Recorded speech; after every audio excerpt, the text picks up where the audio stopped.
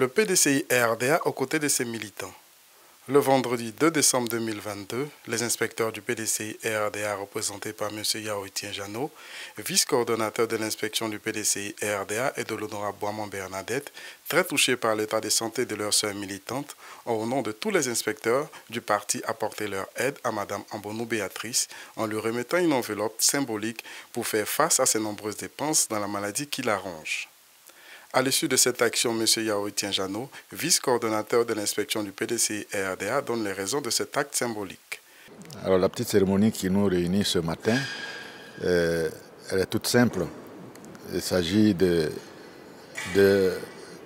d'une séance de solidarité parce qu'en fait, il y a une des nôtres, c'est-à-dire à savoir Mme Ambonou Béatrice, qui depuis un moment a perdu pratiquement son œil gauche.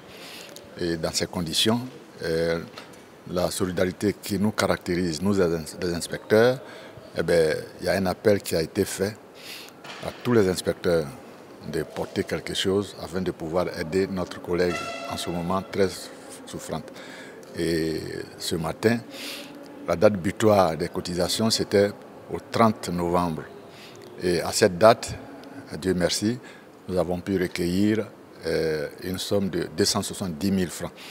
Et avec à la tête notre coordonnateur général qui est le ministre Niamien, vice-président du PDCI RDA, qui lui, à toutes ces occasions, contribue.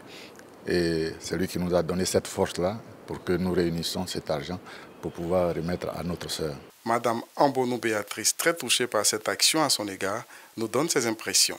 Aujourd'hui, je suis vraiment très honorée. Mon collègue Janot Étienne, qui vraiment s'est transformé maintenant, au lieu d'être inspecteur, il est devenu affaires sociales. C'est lui qui s'occupe toujours des cas sociaux et tout ça, est disponible, accueillant et prêt vraiment à aider avec le sourire, la disponibilité. Et je le remercie également pour tout le travail qu'il a au niveau de l'inspection. Et aujourd'hui, il m'a fait vraiment un plaisir très énorme d'être accompagné par ma sœur, que j'ai toujours aimée, l'honorable Boiman Bernadette, qui faisait partie des toutes premières femmes députées pendant 3-4 décennies.